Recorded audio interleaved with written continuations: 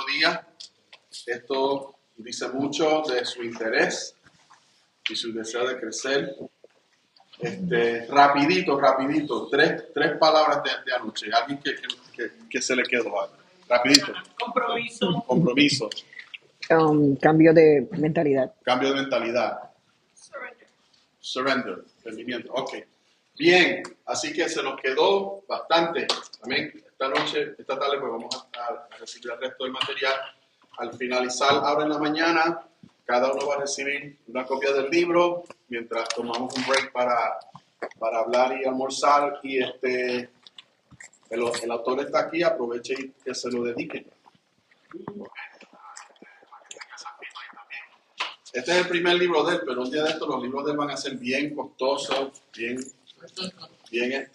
requeridos, ¿verdad? Van a ser parte de seminarios y escuelas teológicas, así que hoy lo tenemos aquí con su primer libro. Vamos a orar. También, pues, la hermana Jessica logró llegar de su cruise. Yo estoy frustrado. Y yo dije, se me cayó algo, no sé qué es.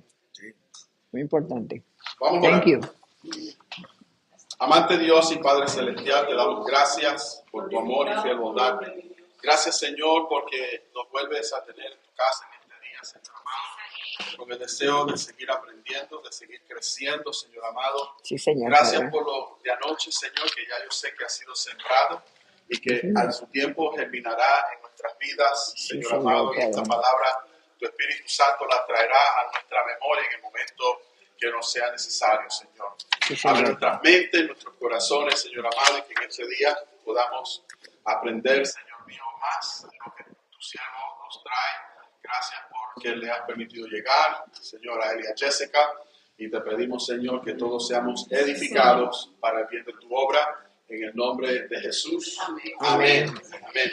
Así que, hermanos, como anoche les dije, el doctor José Santos ha dedicado los últimos 34 años de su vida preparándose, porque los primeros 34 años pues no hablamos de ello, pero cursó todos los niveles que había que cursar para llegar a tener su doctorado en ministerio con concentración en mentoría, y luego de esta conferencia pues él nos seguirá ayudando para que podamos implementar todo lo que se aprende en este día. Así que bendecidos sean todos y les dejo con nuestro conferencista invitado, el doctor José Santos.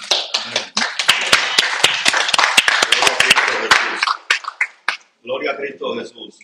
La paz de nuestro eterno Salvador sea con ustedes, amados. Amén. Y le doy las gracias por asistir a estas conferencias. Cuando el pastor me habló sobre esto, pues en mi corazón, en esta etapa de mi vida, está el deseo de servir de mentor. Servir de mentor a todo aquel que necesite instrucciones de parte del Señor, porque según yo voy aprendiendo, yo voy enseñando. Y esto es el ciclo de la vida. Uno aprende para enseñar. Nunca dejamos de aprender, porque mientras vamos aprendiendo, alguien se va a beneficiar del conocimiento que el Señor nos da a nosotros.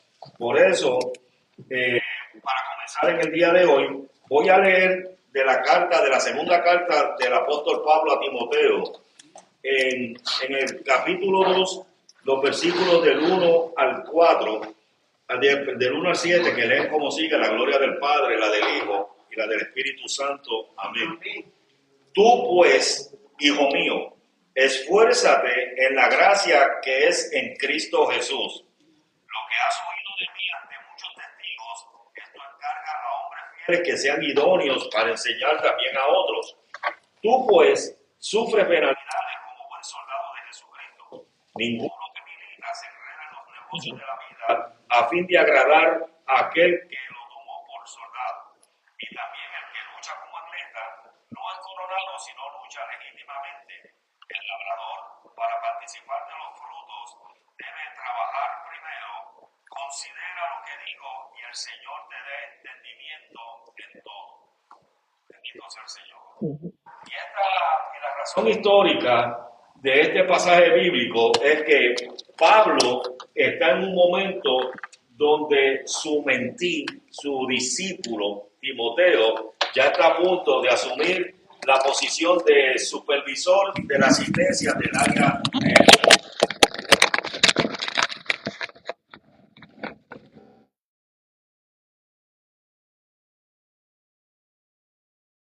Pues él ha estado adiestrado en la palabra del Señor y en el conocimiento de lo que es el Evangelio desde su niñez, según nos dice la evidencia interna en el libro de Primera de Timoteo, en el capítulo 3, donde nos dice que él aprendió de su madre Eunice y de su abuela Loida, ¿no?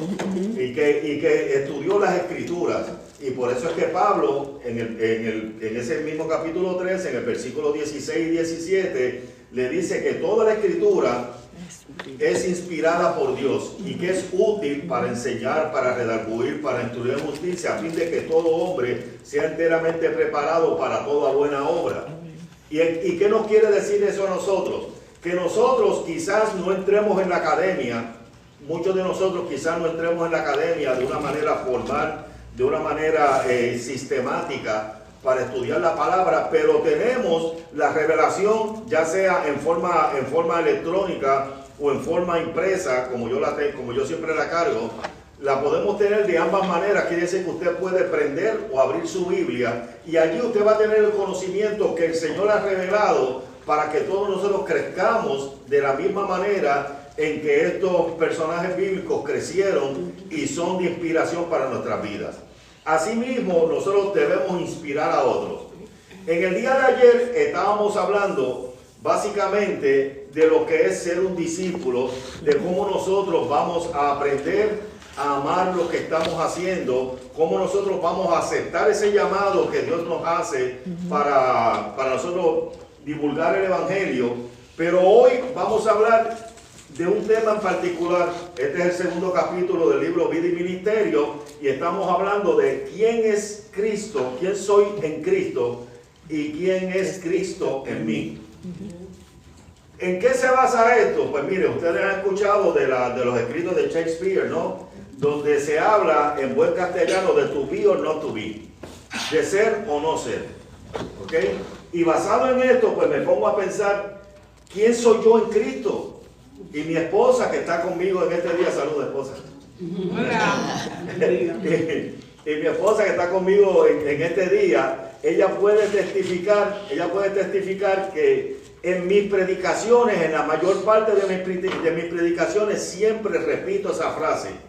Nosotros en el día de hoy, cuando nos levantamos, si no estamos seguros quién soy yo en Cristo y quién es Cristo en mí, no estamos listos para enfrentar la vida.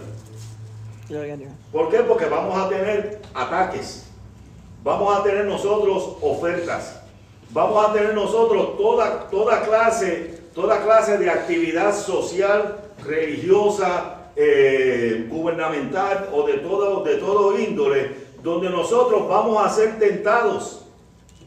Y recuerde que la palabra tentación no significa acoso. La palabra tentación significa prueba. Quiere decir que vamos a estar a prueba y como nosotros tenemos el conocimiento, nos dice la palabra, Santiago, hablándole a la iglesia, nos dice en el capítulo 1, el versículo 13, versículo 12, nos dice, bienaventurado el varón que soporta la tentación, porque cuando haya pasado la prueba, le será otorgada la corona de vida que está separada para los que les aman. Quiere decir que hay un galardón espiritual para nosotros si nosotros estamos en Cristo, pero también hay una satisfacción personal porque estamos haciendo las cosas bien hechas. ¿Comprende? No tenemos nosotros que estar dando excusas. No tenemos que nosotros tampoco en ninguna manera no tenemos que justificarnos por las cosas que hacemos, porque si hacemos las cosas correctamente, pues mire, haga lo que es correcto simplemente porque es correcto. Eso es. Amén. Pues entonces, en esta vida en Cristo, qué bueno que nuestra respuesta ha sido la de entregar todo lo que somos para cumplir el llamado al servicio del reino, que era lo que estábamos hablando ayer. Ahora, ¿cómo cumplimos ese llamado? ¿Cómo nosotros podemos entrar a esa vida plena, lleno de la presencia de Dios? Y déjeme decirle un paréntesis. Y ustedes me perdonan que yo le rompa la tradición, pero nosotros no venimos a la iglesia a buscar la presencia de Dios. Yeah. No tienen piedra todavía, déjenme explicarlo. Nosotros no venimos a la iglesia a buscar la presencia de Dios. La presencia de Dios va con nosotros todo el tiempo porque el Señor la ha prometido. Y si no me cree, busque el capítulo 28, versículo 20 del libro de Mateo, donde le dice, y estaré con vosotros todos los días hasta el fin del mundo. Quiere decir que la presencia del Señor es prometida en nuestras vidas. Y si nosotros estamos aquí, es porque el Señor nos ganó primero. El Señor abrió esa puerta y entró. Él no necesitaba abrir la puerta tampoco, él simplemente llegó y estaba aquí esperándonos a nosotros. Y cuando veníamos nosotros en el camino, él venía con nosotros. Estábamos en la ducha esta mañana, estaba con nosotros. Estábamos tomando el cafecito con un bagel y green cheese de salmón. Eso, pues también el Señor estaba con nosotros en ese momento. Así es que podemos cumplir ese llamado contestando esas dos preguntas simples. ¿Quién soy en Cristo? ¿Y quién es Cristo en mí? Ahora, vamos a ver la primera pregunta. ¿Quién soy en Cristo? ¿Okay? Esto es un examen introspectivo, un examen interior que nosotros hacemos de nuestra vida devocional. Esta pregunta no te la puede contestar el pastor. Esta pregunta no te la puede contestar el hermano de la iglesia, no te lo pueden contestar tus vecinos, no te lo pueden contestar tus familiares. Esta pregunta te la tienes que contestar tú. Y esta pregunta tú te la haces mirándote frente a un espejo. Y cuando te miras frente a ese espejo, el reflejo que tú ves, eso es lo que eres tú. ¿Ok? Y así es que, basándonos en ese reflejo, entonces te hace la pregunta, ¿quién soy en Cristo? ¿De verdad que tengo el carácter cristiano? ¿Tengo la madurez suficiente? ¿Tengo una entrega total con el Señor? ¿Puedo dedicarle al Señor mis emociones?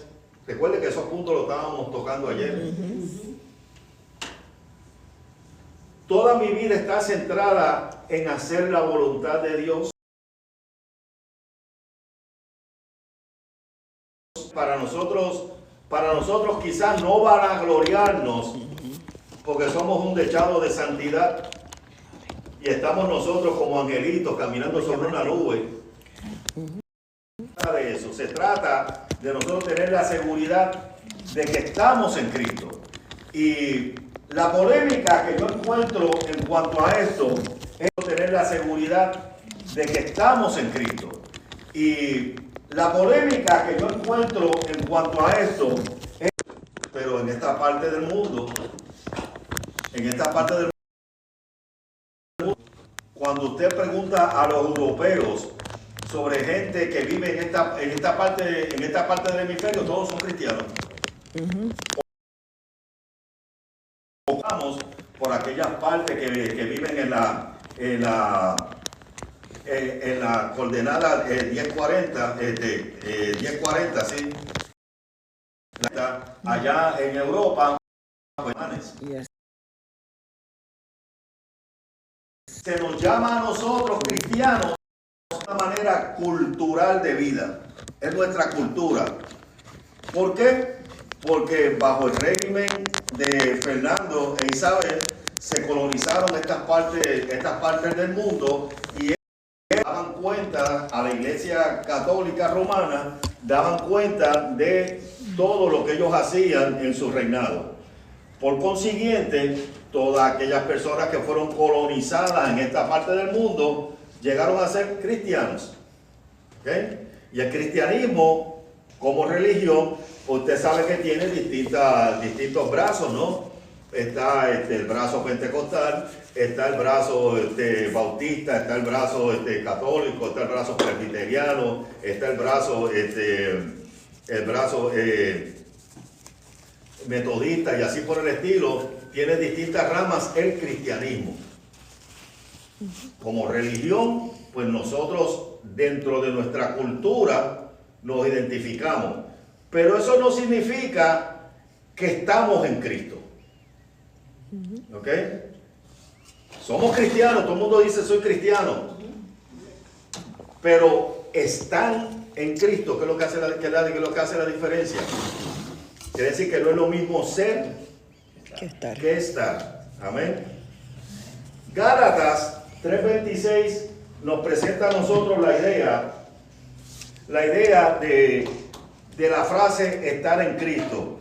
Y si buscamos esas escrituras, esa escritura, vamos a realizar de que la frase estar en Cristo hace una diferencia grande en lo que es nuestra vida devocional, en nuestra relación con el Señor. Si leemos en Gálatas capítulo 3, versículo 26 al 28, la palabra del Señor lee como sigue: la gloria del Padre y la del Hijo y la del Espíritu Santo. Amén. Pues todos sois hijos de Dios por la fe en Cristo Jesús, porque todos los que habéis sido bautizados en Cristo, de Cristo estáis revestidos. Ya no hay judío ni griego, no hay esclavo ni libre, no hay varón ni mujer, porque todos vosotros sois uno en Cristo Jesús. Hay una diferencia crasa en estar en Cristo, porque estando en Cristo ya nosotros tenemos una diferencia de lo que es el resto de los cristianos. Estando en Cristo, ahora nosotros tenemos básicamente un testimonio donde nuestra figura como seres humanos tiene que verse la figura de Cristo en nosotros. Amén. ¿Cómo usted lo sabe? Pues mire, yo no sé cómo usted lo sabe, porque muchas veces yo voy a lugares y yo no tengo una pancarta, yo no tengo un letrero que diga soy cristiano. Yo estoy en Cristo. Usted se ha hecho la pregunta, como estábamos hablando anoche, cuando estaba hablando con el doctor, decíamos que la vida del cristiano no la determina lo que usted ve exteriormente en la persona. Estábamos hablando de esa mentalidad legalista que existía, donde estar en santidad era congruente o era similar a cierta vestimenta, a cierto tipo de vocabulario, a cierto tipo de comportamiento, a cierto tipo de actividades y a cierto tipo de lugares. Ahora, yo tengo problemas cuando leo la Biblia. Pues cuando leo la Biblia, no es que la palabra del Señor está refutando lo que dicen estas personas que siguen el legalismo, sino que la Biblia trae claridad, porque dice que el Salmo, por lo menos el Salmo 24, en el versículo 1, dice que de Jehová es el cielo y su plenitud, el mundo y los que en él habitan. Quiere decir que todo esto que ha sido creado por Dios ha sido creado para nuestro uso y disfrute. ¿Ok? Cuando alguien le diga a usted, oh, pero te fuiste a la playa, eso es pecado. No, yo fui a la playa creada por Dios. ¿Ok? No, pero es que allá hay ropa en bikini. Sí, porque en un sud se vería ridículo en la playa bañada así. Sí, no, porque es que tenemos que entender estas cosas, amados. ¿De dónde es que sale el legalismo? Estábamos hablando con el doctor anoche y mucha gente discute, no, porque los hombres tienen que vestir en pantalones porque eso es bíblico. Yo le digo, búsqueme los pantalones de Jesús a ver cómo eran. Exacto. Y si usted quiere ser tan bíblico, porque usted no está vestido de túnica, pues si quiere compararse con la gente de la Biblia, ellos no saben o no entienden que el Señor utilizó la cultura hebrea como un modelo para él descargar su gracia. ¿Ok? Dios por nosotros, para él descargar su gracia Y asimismo nosotros entendamos que esa misma relación que tenía Dios con el pueblo hebreo la puede tener contigo. ¿Por qué razón? Porque estar en Cristo significa que Dios ya no ve nuestras imperfecciones. ¿Ok? Esto es un mensaje para el legalismo.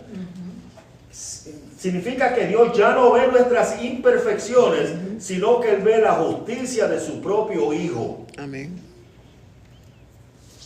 Porque Cristo es quien nos declara justos. Amén. El tratado que escribe Pablo a la iglesia establecida en Roma, en el capítulo 3, todo el capítulo 3 tiene lo que se conoce como el camino romano. Y comienza diciendo, por cuanto todos pecaron, están destituidos de la gloria de Dios. Es 3:23. Pero entonces, el Señor tiene uno de los versículos que más me gusta citar de la Biblia, que es Romanos 5:8, donde dice, mas Dios muestra su amor para con nosotros, en que siendo aún pecadores, Cristo murió por nosotros. Quiere decir que, ¿qué quiere decir eso? Lo que dice en el capítulo 5, en el versículo 1, justificados pues por la fe, tenemos paz para con Dios por medio de nuestro Señor Jesucristo. Y aunque 6:23 dice que la paga del pecado es muerte, también nos dice que la dádiva de Dios es salvación y vida eterna. Quiere decir que 8:1, cuando nos dicen 8:1, que ahora ninguna condenación hay para los que están en Cristo Jesús, para los que están en Cristo Jesús, los que viven conforme al Espíritu y no viven conforme a la carne. Eso es. Estar en Cristo entonces tiene una manera de vivir, una manera de nosotros comportarnos, nosotros poder visionar lo que el Señor ha creado y ha plasmado al frente de nosotros para que nosotros podamos practicar un pedacito de cielo aquí en la tierra. Amén. Es lo que teológicamente se llama el already not yet. No vamos a esperar llegar a la gloria de Dios el día que Él nos vaya a buscar o que Él venga, que Él nos busque aquí en la tierra o que nosotros nos vayamos con Él antes del evento de su segunda venida, sino que nosotros podemos disfrutar ese aquí y ahora. Amén. Juan Pablo le puede hablar más tarde de eso, que él es un experto en eso ahora. Amén. Cuando... ¿Ah? Sí, ahora, tenemos una nueva identidad desde que nos entregamos a Jesucristo. Y esto, pues, cuando hicimos esa elección, porque recuerde que a usted nadie le puso un puñal en el pecho para que usted recibiera a Jesucristo como su Señor y su Salvador. Usted entendía cuál era su condición. ¿Cuál era su condición? Que usted estaba separado de Dios. Muerto en delito y pecado. Y entendía que usted no podía hacer nada para poder restaurar esa relación entre usted y Dios. Pero reconocía que el Señor hacía provisión en su vida para perdón de sus pecados y para darle una vida nueva. Y por último, usted tenía que tomar esa decisión. Cuando usted tomó esa decisión, algo sucedió en su vida. Y yo puedo hacer ahora el sondeo entre los que estamos aquí reunidos, y cada uno de nosotros tenemos un testimonio de cómo fue esa experiencia de salvación que tuvimos cada uno de nosotros. Y si hay alguna persona que no ha tenido esa experiencia de salvación todavía, yo les invito a que haga el día de hoy el día de su salvación. Que el día de hoy usted pueda levantarse y decir: recibo a Jesucristo como mi Señor y mi Salvador. Bendito Dios. Perdona mis pecados. Inscribe mi nombre en el libro de la vida. Y ayúdame a serte fiel en lo que yo llevo a tu presencia. Amén. Cuando hacemos eso, cuando hacemos ese acto de contrición, ¿ok? Cuando nosotros llegamos a la presencia del Señor de esa manera, ¿qué es lo que hace el Señor con nuestras vidas? La criatura. Nos perdona, nos justifica, nos restaura y nos transforma. Usted ve la diferencia de lo que es estar en Cristo ahora. Por eso es que somos nuevas criaturas. Segunda de Corintios, capítulo 5, versículo 17 nos dice, de modo, si alguno está en Cristo, ¿ve? El estar, no ser, si alguno es de Cristo no. Si alguno está en Cristo, nueva criatura es. Las cosas viejas pasaron, he aquí todas son hechas nuevas. Amén. Y recuerde, todas. Todas. ¿Qué incluye todas? Eso que usted está pensando también. Sí, también todas. está incluido. Sí, pues son todas. Todas las cosas son hechas nuevas. ¿Ok? Ahora hemos dejado nuestras viejas vidas pecaminosas y abrazamos completamente la nueva vida en Cristo. Y esa nueva vida en Cristo, nosotros tenemos que aprender a saborearla. Sí, Señor. Apreciarla, hermano. En buen castellano, we have to cherish that life. O sea, tenemos que nosotros saber apreciar esa nueva vida, porque mire, hermanos, estos han sido los mejores 34 años de mi vida. Amén. Los mejores 34 años de mi vida yo lo he vivido en esta etapa de mi vida. Que antes, en los 34 años anteriores, hubo disfrute, sí disfruté. Tuve una preparación académica secular. Trabajé 22 años en la industria bancaria. Tuve propiedades. Y tuve muchas otras cosas, pero también vivía una vida desordenada. ¿Y qué hizo el Señor en mi vida cuando yo vine a los pies de Cristo? Lo primero que puso fue paz en mi corazón. Ordenó mi mente. Sí, Señor. Ordenó mi mente. Ordenó mi corazón. Y ahora, cuando yo me presentaba, sin yo decirle nada, ellos me decían, oye, algo ha pasado contigo. Vente, vamos a tal fiesta. Yo digo, no, no puedo ir a la fiesta ahora, que tengo un compromiso, voy a la iglesia. ¿Que tú vas para dónde? Que tú vas para la iglesia. Alguien me preguntó, digo, alguien no, el tío mío, me decía, ¿cómo se llama la mujer esa? Sí, porque pensaba que yo iba a ir a la iglesia detrás de una mujer. ¿Comprende? Porque así es como el mundo ve a uno de afuera hacia adentro. Pero como yo no tengo necesidad de que el mundo me vea, yo tengo necesidad que el que me vea sea Cristo. Amén. Bendito sea el Señor, que yo estoy seguro que estando en Cristo verdaderamente estoy reconocido como un hijo de Dios, no por el mundo, sino por el Padre que creó al mundo. Bendito sea el Señor. ¿Qué les parece? Ahora, cuando estamos en Cristo, cuando estamos en Cristo, el Espíritu Santo nos bautiza en la familia de Dios. Y eso que usted va a encontrar en Marcos capítulo 8, 34, Lucas 9, 23, va a encontrar sobre ese bautismo. ¿Qué significa esto de bautizar? Viene del vocablo griego baptizo, que baptizo significa sumergir en agua. En otros eventos judíos significa lavar. Hay una actitud de cambio, pero también hay una actitud de limpieza en el bautismo.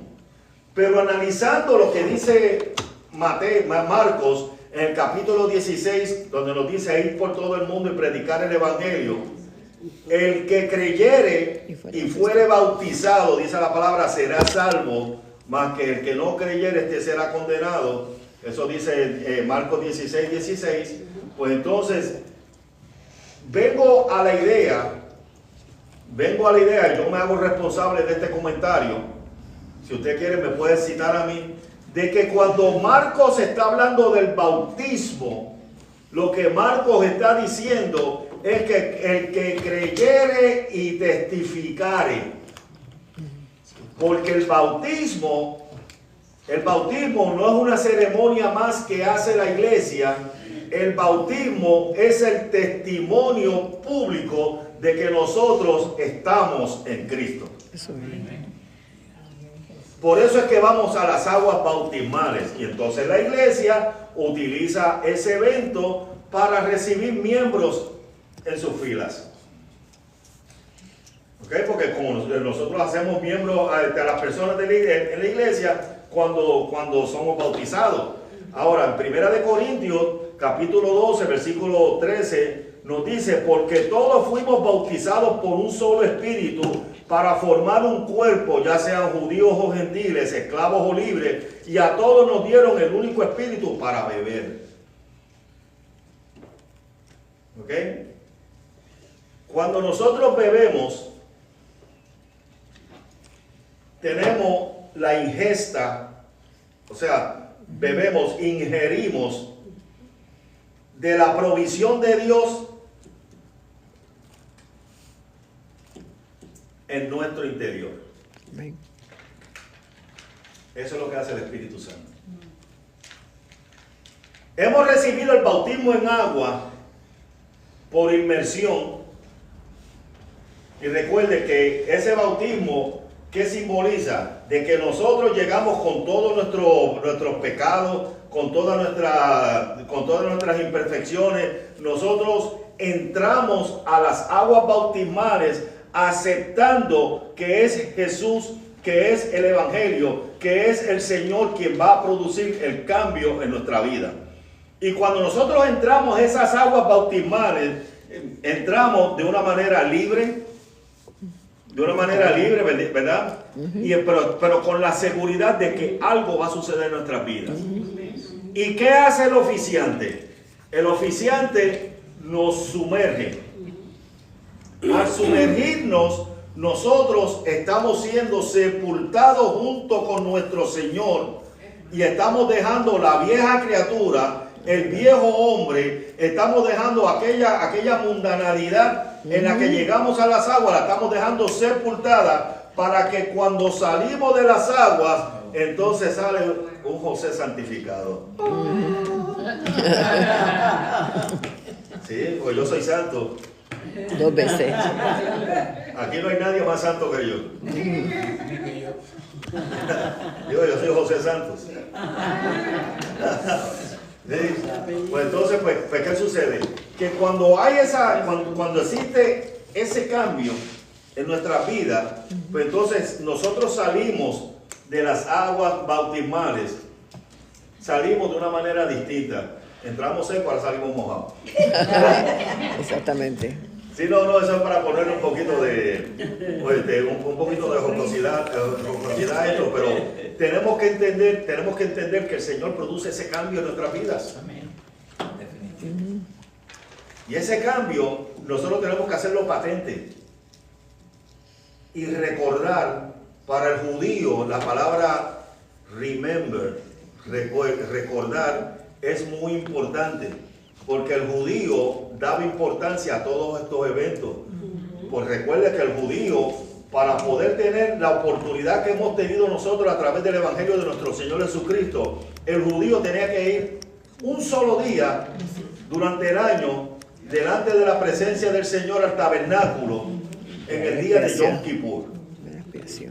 Y en ese día no podía llegar como nosotros llegamos al templo muchas veces, que llegamos como con las manos vacías. Ellos tienen que llevar a aquellos que podían, pastora. Tienen que llevar un becerro o tienen que llevar un corderito, ¿ok? Y el que era más pobre, por lo menos un par de tórtolas. Si hubiese sido en Puerto Rico, hubiese agarrado unos changos y se los llevan. En Puerto Rico, el chango no es el mico, no es el mono. El chango es un tipo de ave, un ave de rapiña negro, que se parece al cuervo. Muy parecido al cuervo, yo creo que son hasta primos hermanos. Pues parecido al cuervo, nosotros decimos allá en Puerto Rico el chango. Pues entonces las personas más pobres podían llevar un par de tórtolas o un par de palominos. Pues entonces, ¿qué sucede? Que cuando llegaban delante de la presencia del Señor, quien podía atender a esa persona era el sumo sacerdote. Y el sumo sacerdote tomaba la ofrenda, tomaba el becerrito, tomaba el cabrito, lo que fuera, en la ofrenda, las palomas, y entonces en el lavacro lavaba la ofrenda y luego en el altar de bronce le picaba el pescuezo y rociaba la sangre del animal. Y entonces rociando la sangre del animal, la persona colocaba la mano sobre ese animal y entonces sus pecados eran traspasados al animal. El animal era quemado en el altar de bronce y subía el humo delante de la presencia del Señor, y allá en el lugar santísimo entonces se derramaba la chequina de Dios, la presencia de Dios en aceptación de esa ofrenda. Imagínense todo ese ritual. Usted sabe que el autor del libro de los Hebreos tuvo que explicarlo a los judíos que Cristo es mucho mayor que el tabernáculo. Eso es. Miren, nosotros lo tenemos gratuito y no tenemos que llevar el becerro. El becerro somos nosotros si no lo hacemos. Sí, no tenemos que llevar el becerro, no tenemos que llevar la ofrenda que nosotros llevamos. Es un corazón contrito y humillado. Eso es. Esa es la ofrenda que nosotros llevamos delante del Señor. ¿Y qué hace el Señor qué hace el Señor con un corazón contrito y humillado? Él no lo despreciará jamás, dice la palabra que yo leo. Por eso es importante que estar en Cristo nos da a nosotros esa oportunidad. Ahora, hay varios lugares en la Biblia, en las Escrituras, donde se refieren al creyente de estar en Cristo o ser en Cristo. Primera de Pedro 5:14, Filipenses 1:1, Romanos 8:1. Me gusta Romanos 8:1, me lo sé de memoria, por eso lo digo. Pues dice, ahora ninguna condenación hay para los que están en Cristo Jesús. Para aquellos. ¿Okay? Y esa frase tiene mucho peso, tiene mucha envergadura, porque cuando nosotros pensamos, ¿qué es lo que está diciendo? Está diciendo que ahora, inmediatamente, tan pronto tú recibes a Jesucristo como tu Señor y tu Salvador, ya no hay condenación para ti. Eso de que te vas a ir a las pailas del infierno, te vas a quemar la caldera número 6, que te va a llevar el diablo, que te vas a quemar con azufre, eso ya no existe en tu vida. Porque el Dios que yo conozco, el Dios que yo conozco, vino a este mundo para salvar lo que se había perdido. Amén. No vino a condenar al mundo. Mira, hermano, el que hable de condenación me puede citar a mí, yo me hago responsable por este comentario también. El que hable de condenación está hablando de algo que es antibíblico. Yes. Gracias, Señor. ¿Sí? Porque la Biblia en ningún momento habla de condenación, de que la gente se va a perder. Hay una lista de que los idólatras, los fornicarios y todas estas personas, pero cada una de esas personas tiene la oportunidad de estar en Cristo. Amén. Están sin Cristo en esa práctica, pero tienen la oportunidad de estar en Cristo. ¿A quién nosotros tenemos en nuestra sociedad? Mire, a todo aquel que practica la injusticia, la inmoralidad, toda esa gente, Cristo murió por ellos. Amén. ¿Por qué nosotros entonces como iglesia rechazamos a esas personas si nosotros recibimos la oportunidad? Nosotros también éramos homicidas. Está bien que nosotros no le quitamos la vida a ninguna persona, literalmente, pero espiritualmente estábamos asesinando a muchos con nuestra manera de ser. Mami me dijo, no me tienes que dar más regalos. Ya tú me regalaste, el mejor regalo de mi vida ha sido que tú te hayas convertido en el Evangelio. Pues usted sabe cómo sufren las madres con nosotros. Y ellas mueren en vida sufriendo lo que nosotros estamos viviendo, lo que nosotros hacemos. Quiere decir que al yo estar en Cristo, no solamente salvé mi alma, sino que testifiqué para que otra alma viniera a los pies de Cristo. Mami recibió a Jesucristo como su Señor y su Salvador, y ahora en este momento está esperando que yo llegue allá a la boda del Cordero. Qué lindo. ¿Cuántos quieren estar allí? Amén. Así es. No, usted tiene un lugar. No tiene, mire, no tiene que preocuparse para la hora que usted va a llegar, porque ya tiene una silla. Eso lo dijo, el Señor dijo, lo dijo bien claro. Me voy y voy a preparar morada para que donde yo estoy, ustedes estén conmigo. No tiene que preocuparse cómo se va a vestir, porque el Señor nos va a vestir a nosotros con vestiduras blancas. ¿Ok? Quiere decir, no tiene que ir a JCPenney, no tiene que ir a Macy's, no tiene que ir a ninguno de esos sitios a buscar un traje a ustedes las damas, porque ya el Señor le va a dar, mire, a todo el mundo con la misma moda. Sí, porque va a ser como vamos a tener cuerpos glorificados. ¿Ah? La última moda. La última moda, sí. Y ahí usted no se puede quejar que si le queda bien o si le queda mal. Mire, a mí el traje, aunque me pongan un trajecito, yo me voy con el trajecito. ¿Sí? Pero que yo que yo me pierda la voz del Cordero, no, Señor, de ninguna manera. Si he estado viviendo 34 años hasta ahora, he estado viviendo esperando eso. ¿Ah? Pues seguro, imagínese. Imagínese que en los últimos años de su vida, después que usted lleva una vida en Cristo, que por cualquier tontería usted caiga de la presencia del Señor. Eso es. ¿Y cómo es eso? ¿Y cómo es eso? Bueno, es que la iglesia muchas veces ayuda a que mucha gente se aparte.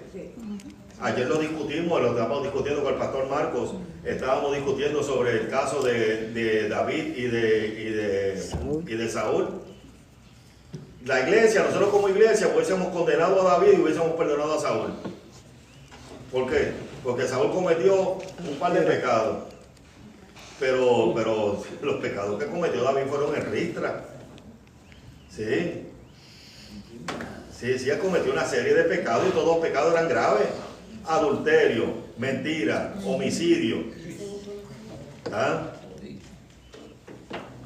Nosotros hubiésemos mandado al infierno, hubiésemos mandado a David, pero la diferencia de estar en Cristo es que como Saúl no estaba en Cristo, recuerde, es Antiguo Testamento, pero estoy haciendo la analogía trayéndola ahora a este tiempo. No me discuta que Saúl era Antiguo Testamento y David, sí, yo lo entiendo, yo sé, pero para que podamos entender el término estar en Cristo, pues Saúl, como no estaba en Cristo, a él lo dominó la soberbia. Y entonces quiso engañar a Samuel diciendo, no, pero es que las vacas y los holocaustos y eso es para darle holocausto al Señor. Pero ¿y quién te dijo que tú eras sacerdote? ¿Quién te dijo que tú podías presentar? Miren, en aquel tiempo era el sumo sacerdote el que podía hacer ese evento. Pues Saúl, como era rey, pues decía, no, aquí yo soy el que mando. ¿Sabe? Que aquí el que manda no es el Señor, le manda a él porque él es el rey. Entonces él hizo los holocaustos. ¿Y qué le dijo Samuel? Mira, negro, te tengo malas noticias, el Señor te desechó. Porque el mismo Señor se lo dijo bien claro a Samuel, mira, no lo llores más. No llores más. Yo lo he desechado. ¿Qué significa esto? ¿Que Dios lo condenó? De ninguna manera. Saúl escogió. Escogió no obedecer, no estar en la voluntad de Dios. Sin embargo, David, por otra parte, un hombre conforme al corazón de Dios, es un hombre que está en Cristo. Aún habiendo cometido toda esa lista de faltas, él llegó delante de la presencia del Señor cuando el Señor le habló a través del profeta Natán, capítulo 12 del libro de Segunda de Reyes. Cuando el profeta Natán habla con él, él entiende y él dice, ese hombre que tú me estás mencionando, ese merece la muerte. Natán le dice, ese hombre eres tú. Y ahí empezó a decir, en pecado he sido formado. Y empezó el Salmo 51 que ayer estábamos hablando. Crea en mí, oh Dios, un corazón limpio, renueva un espíritu recto delante de ti. No me eches de delante de ti. No quites de mí tu Santo Espíritu. Vuélveme el gozo de tu salvación. Entonces el próximo versículo, el versículo 13 dice, entonces tiene la oportunidad de predicar. Eso lo digo yo, José Santos, lo estoy parafraseando. Puedes predicar, puedes dar el testimonio, porque ha habido una transformación en tu vida. Has transicionado del mundo de lo material al mundo espiritual, que es lo que nosotros tenemos que seguir. Ese mundo que es efímero, ese mundo que nadie puede ver, ese mundo que no se puede palpar, pero que sí lo podemos visualizar en aquella persona que está en Cristo. ¿Qué es ser espiritual y qué es estar en Cristo? Como yo dije ayer, la definición José Santos de lo que es estar en santidad o vivir en santidad es cuando usted tiene la fuerza para poder rechazar la oferta de pecado que usted tiene frente a usted. Ahí verdaderamente usted demuestra que usted está en Cristo. Amén. Usted vive en santidad. Si usted coquetea un poquito con la oferta de pecado y vienen y le tocan a la puerta, el pecado le toca a la puerta, y usted viene, abre un poquito la puerta, ve, who's there? Yes. ¿Qué es lo que hace el enemigo? Mete una pata rápido que tú no cierres esa puerta. Y se cuela. Yes. Y entonces después que estás orando y dice, no, porque hermano, yo quiero que ores por mí. ¿Y cómo es, cómo es, doctor? Yo no oro por usted, yo oro con usted, porque usted también tiene que orar. Pues entonces, ore por mí, pastor, porque es que el diablo me está zarandeando y el diablo me dice, el diablo esto. Mira, el diablo nada, usted. Es usted, porque usted es el dueño de su vida. Exactamente. Sí. Una vez el diablo estaba sentado así en una acera llorando. Pastor, ¿y qué te pasa, diablito? Que los cristianos estos siempre me están culpando a mí de todo.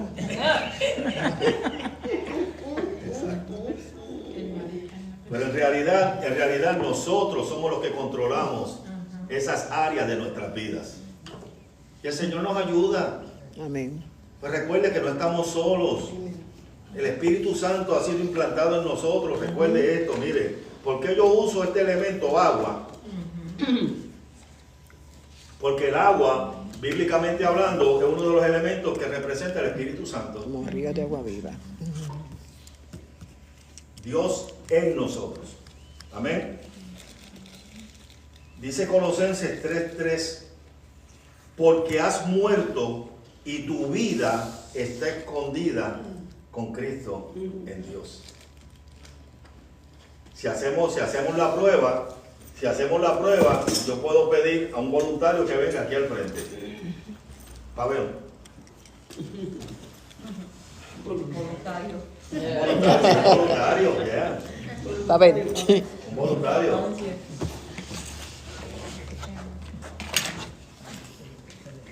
Facing the front, please. Ok. Estamos nosotros y usted ve a Pavel, lo ve tal y como es. Pero ¿qué es lo que hace Cristo? Acá se da cuenta que Cristo mide 6 pies 2 pulgadas, pesa 230 libras. Ahora, ¿ustedes ven a Pavel? Ustedes saben que Él está ahí. Porque Él está ahí, mírenlo ahí. Pero ¿qué es lo que hace la presencia de Dios en nuestras vidas? Cristo intercede entre nosotros y el Padre. Ahora el Padre, cuando mira a Pavel, Él está viendo a su hijo y lo declara absuelto. Dios te bendiga. Un aplauso a Pavel. Uno.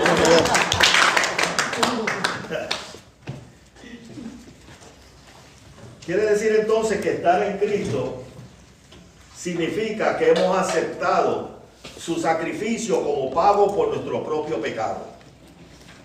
Que nuestras hojas de vida contienen cada pensamiento, actitud o acción pecaminosa que hemos cometido, que hemos cometido.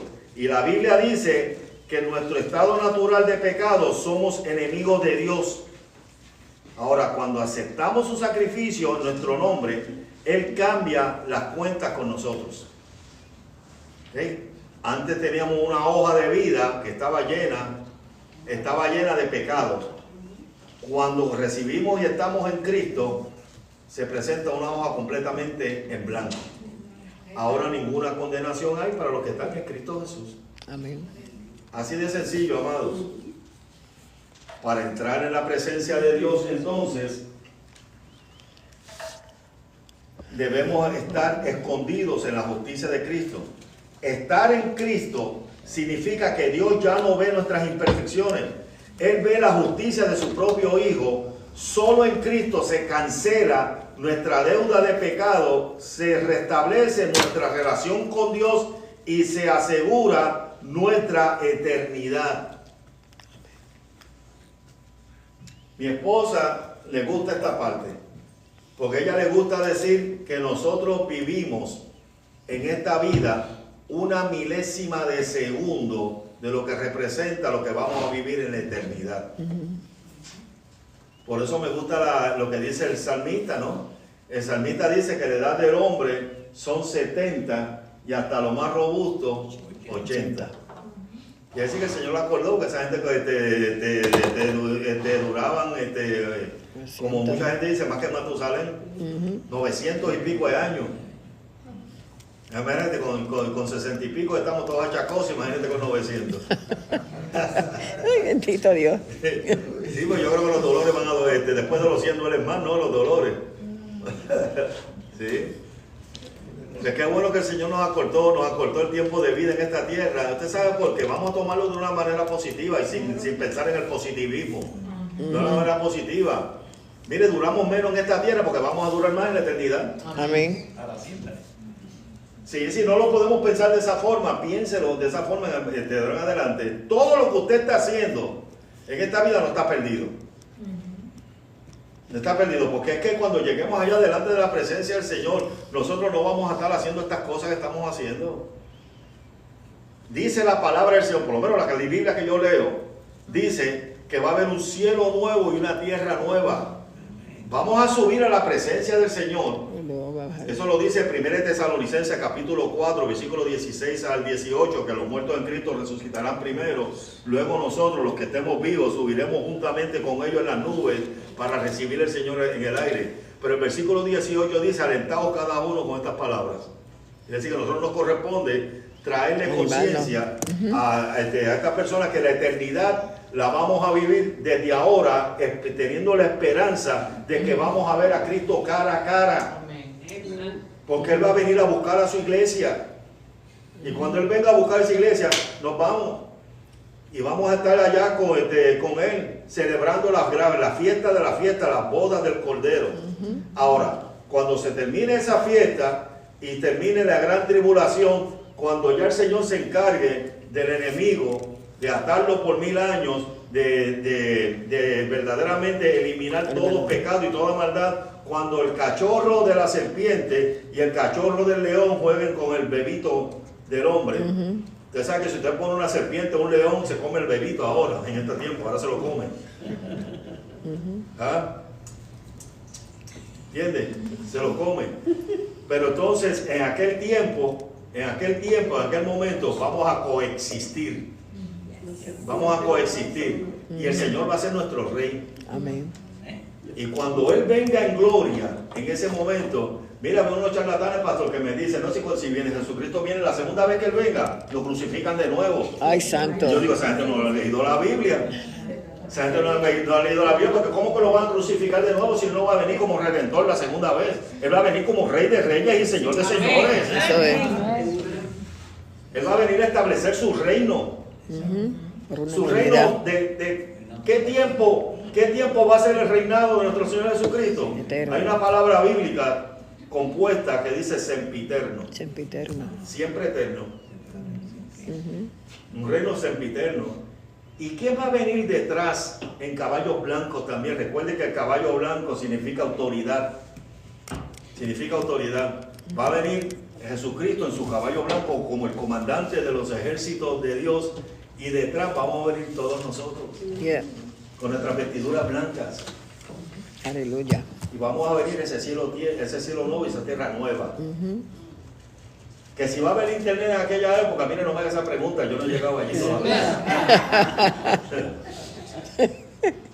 Sí, no, porque es que pensamos rápido con este carnales y me voy a perder la novela. Cacho, esperé llegar allí cuando llegué allí. Es más, todas las preguntas todas las preguntas que usted tenga de esa clase, yo le garantizo, si usted está en Cristo y muere en Cristo, usted sube al cielo y le pregunta ya al Señor. Amén. Sí. ¿Alguna duda, pregunta y comentario hasta ahora de todo lo que se ha dicho hasta este momento? Porque vamos a pausar en este momento. Luego, en la próxima sesión, vamos a discutir la pregunta, ¿quién es Cristo en mí? ¿Ok? Vamos a discutir esa parte, así es que alguna duda, pregunta, comentario. Sí, adelante. Pastor, cuando usted comentó de David y de Saúl, me llamó mucho la atención porque me acordó que cuando nosotros estábamos en Miami, la mayoría de los cubanos que son que se han convertido, que han recibido al Señor, después que dijeron esta frase, yo he creído que de verdad nunca se han convertido, porque ellos dicen, ellos han dicho mucho que si Dios perdonó a Fidel, ellos prefieren irse al infierno para estar con Fidel en vez de estar con Sí, no, pero usted no puede creer, no crea esas palabras. Sí, claro. Y no creo que sean todos los cubanos. No, los cubanos que se han convertido, que han estado en iglesias que hemos estado. No crea. Entonces yo no creo que son cristianos. No crea eso. Eso quizás son disidentes del régimen o personas que verdaderamente han tenido algún tipo de negatividad en su vida. Pues yo conozco buenos cristianos cubanos y de hecho estuve ministrando en una casa culto allá en el barrio donde nació Celia Cruz, allá en La Habana. Estuve ministrando en una casa culto y allí habían cristianos de verdad. ¿Por qué yo digo cristianos de verdad? Porque yo comparo la forma en cómo ellos sirven al Señor y es malo hacer la comparación, porque no debemos hacer la comparación, porque una de las cosas que más yo admiraba del régimen castrista es que allí no hay gente con esta panza. Sí, porque no hay gente con esta panza. Y usted dirá, no, porque es que no tienen que comer. No, hay que comer. Pues yo comí allí todo el tiempo que estuve allí. Lo que sucede es que la mentalidad que tienen muchos pueblos no se puede comparar con la experiencia que tienen otros. Para ese tipo de cubanos que dice esa frase, quizás tuvieron una mala experiencia, como muchos, de que le quitaron propiedades, de que quizás ejecutaron familiares o hicieron barbaridades dentro de ese régimen que esa persona odia. Pero esa persona, si me hace el comentario, yo entonces, ¿a dónde lo llevo? Yo lo llevo a un periodo de oración. Vamos a orar para que el Señor te quite esas raíces de amargura. Vamos a orar para que el Señor te ayude. Para que el Señor te ayude a poder entender que cuando el Señor viene a tu vida, y si salvó a Fidel, imagínate cómo te va a amar a ti. ¿Comprende? ¿Por qué? Porque el Señor también, es más, mire, yo lo voy a decir y me hago responsable por este comentario. Si el diablo, Lucifer, se hubiese arrepentido, Dios lo perdona. Porque Dios es así. Y Judas también. Y Judas también. Porque Dios es así. ¿Entiendes? O sea, que una cosa que nosotros en realidad no podemos hacer justicia divina con mentalidad humana. Tenemos que hacer justicia divina con mentalidad del reino, con mentalidad de Dios. Y está buena la aclaración porque así mismo en muchas ocasiones cometemos el error de quizás ver argumentos como eso y no hacer nada con ellos. Nosotros tenemos que atender a eso. ¿Por qué? Sí, porque mientras lo escuchaba a usted, yo lo que escuchaba era el dolor de esa persona. Yo no hice nada. Sí. Es una buena enseñanza, Bien. porque yo no hice nada para refutarle los comentarios que hacían. Sí, porque Realmente lo respeté y en mi mente me llevó de que de verdad no habían conocido a Cristo, pero no tuve en ese momento la profundidad de llevarlo a ese punto. Y por eso, porque entonces esa persona necesitaba tener un mejor conocimiento de quién es Dios. ¿Comprende? Sí, adelante. Como lo mismo que ha pasado en nuestro país, porque somos dominicanos los dos, que todavía hay esa incredulidad en la mente del ser humano, que usted llamarse Milagro Trujillo, me señalan y me quieren, por ejemplo, torturar. Ajá. Y no es lo mismo. Lo que pasamos nosotros, está pasando los... Sí, porque cada uno de nuestros pueblos tuvo sus tiranos. Claro. Tuvo sus tiranos, pero nosotros vemos que el amor de Dios sobrepasa todo entendimiento, ¿ves? Como dice la palabra, sobrepasa todo entendimiento. ¿Y qué nosotros tenemos que hacer? Ante toda súplica o ante toda situación que nosotros escuchamos de los hermanos de la iglesia, vamos a auscultar por qué motivo esa persona dice esa frase o se queja de esa manera, ¿entiendes? Hay algo tras bastidores que esa persona no está trayendo a la luz, no está revelando. Y como dije anteriormente, yo lo que visualizaba cuando usted estaba hablando era el dolor de esa persona, pues estaba comparándose con alguien. Usted sabe que Romanos 13:1 dice que sométase pues toda persona a toda autoridad, pues toda autoridad puesta por Dios. ¿Quién sabe si el pueblo cubano dentro del régimen castrista tenía algo que Dios quería enseñarle al pueblo? Amén. Con el mismo de Trujillo, pues Trujillo, hubo Trujillo, pero también hubo un Balaguer. Sí. ¿Entiendes? Yo creo que Balaguer fue el mandador de Trujillo. Pero muchos todavía dicen que Trujillo fue hermano. Sí, él fue hermano porque era el jefe. Y no Sí, no, pero sí. Sí, vamos a hacer un paréntesis a la política internacional, pastor. Yo tuve una experiencia así como el hermano, un doctor cirujano de Cuba que conocí en la iglesia, convertido, hoy es maestro de la escuela bíblica allá. Y él usó esa expresión, y si Fidel estuviera en el cielo, él preferiría ir al infierno. Entonces yo lo que fui, lo dije, bueno, vamos a la cruz. En la cruz, que encontramos en la cruz? Perdón.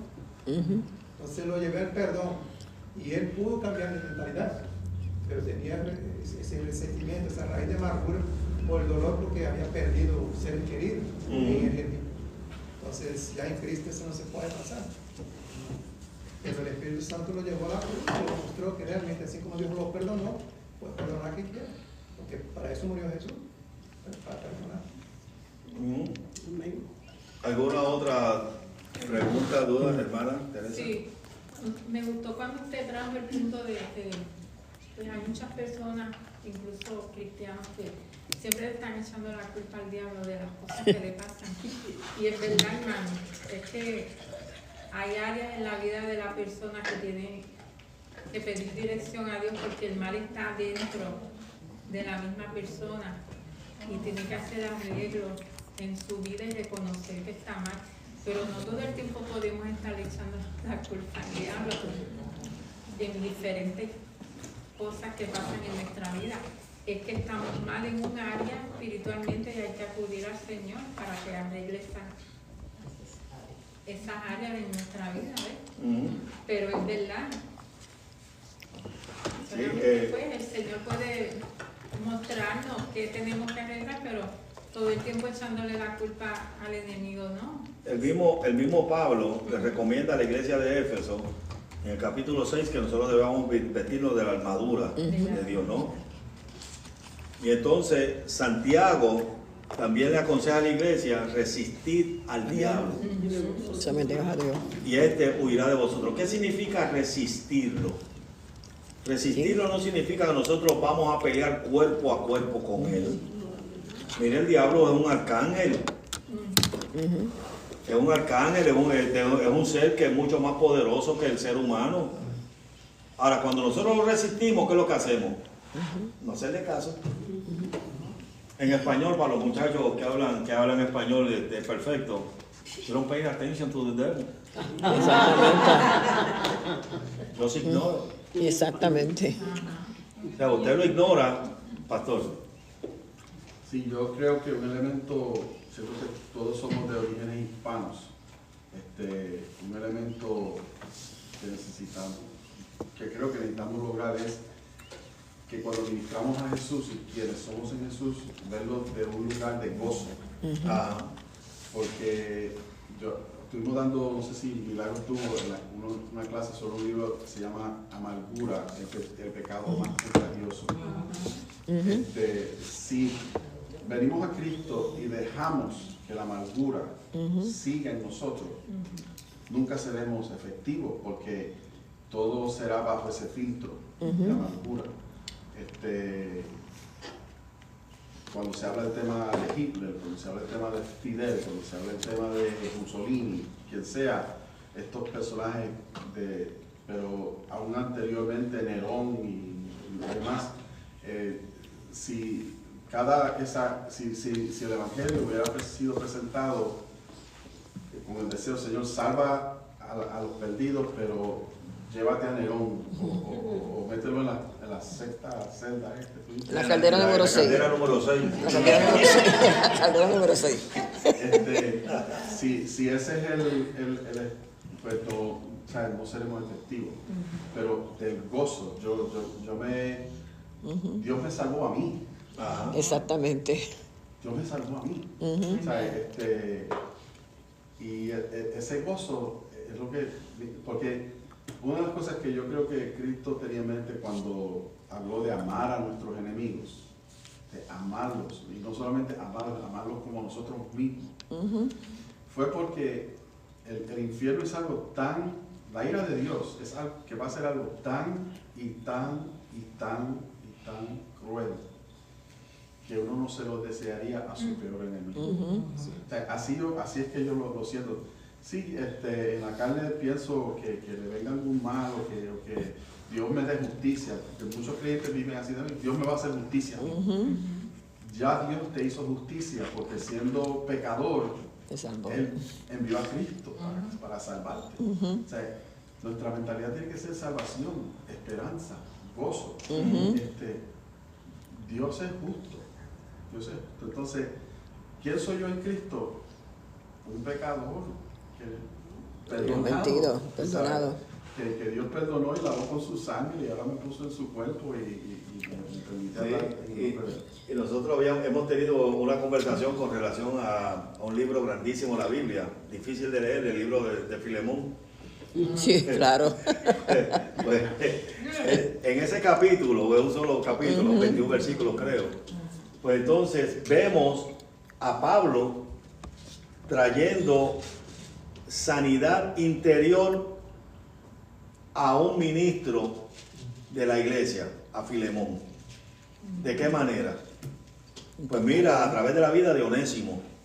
Integrándola. Vamos a olvidarnos de los detalles porque no sabemos, la Biblia no nos relata, si Onésimo robó, que dice, mucha gente dice que le robó dinero, la Biblia no lo dice, yo tampoco lo digo.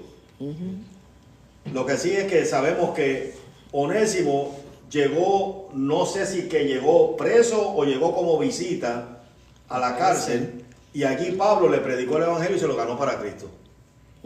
¿Qué sucede? Que Pablo, como buen ciudadano romano que es él entiende cuáles son las leyes en cuanto a la esclavitud. Y él sabía que como Onésimo en un tiempo era inútil para Filemón, pero ahora le es útil a él, él no podía prescindir de su autoridad apostólica y sobrepasarla sobre las leyes terrenales. Y él fue donde Filemón, pensando en eso, diciéndole a Filemón, redímelo como un igual entre tú y yo, entre las relaciones que tú y yo tenemos. ¿Ok? Necesito que tú lo redimas. ¿Por qué razón? Porque ahora Él está en Cristo. Amén. Ahora Él es una nueva criatura. Lo que te hizo a ti en el pasado ya no cuenta dentro de las leyes espirituales. Ahora, en las leyes terrenales, como tú eres el amo de Él todavía, pues yo te pido que de ahora en adelante tú lo trates como un hermano en la fe. Y hablando de este detalle, descubrimos a través de las Escrituras que Onésimo fue obispo, ¿de dónde? De Éfeso, obispo de Éfeso. ¿Qué quiere decir esto? Mire que Filemón lo perdonó. Filemón lo liberó. Que muchas veces nosotros tomamos justicia de hombre y nos olvidamos de la justicia divina. ¿Ok? Y en la justicia divina operaba lo que Filemón tenía que hacer con Onésimo en la justicia de los hombres. Por eso es que esto y esto tiene que ser compatible cuando estamos en Cristo. No podemos tener una pata en el mundo y otra en la iglesia, sino que mi vida es mi ministerio. Amén. Que el Señor le bendiga. ¿En cuánto tiempo se va a reunir de nuevo? Tenemos un receso. Ok. Va a ser una hora más. Dentro de una hora. Son las 12. ¿Está bien así? Sí. A la 1 volvemos a conectarnos para los que nos están viendo aquí en TikTok. Que Dios les bendiga. Amén. Permiso. Damos un aplauso al conferencista. Han aprendido. No ha aprendido. Un aplauso. Pido de nuevo, pastor. Amén. Esto, hermano, esto es un pedazo de cielo. Sentarnos y hablar teológicamente, éticamente, es algo que realmente me llena de gozo y les felicito por estar aquí. Vamos a tener una hora más de intervención del conferencista y eso va a completar las 3 horas que nosotros vamos a darle ese certificado. Vamos a tomar un break. Como pueden traer las cosas a la mesa, vamos a hacer el break de 20 minutos. Ok. 20 minutos, sándwich, café, jugo, hay agua. Pueden comerlo ahí en el lobby, hablar, pero a las 12:20 necesito que estén ya en el escritorio y vamos a volver a entregar al conferencista. Amén. Así que vayan. Nos vemos y me conecto a las 2:20. Bye.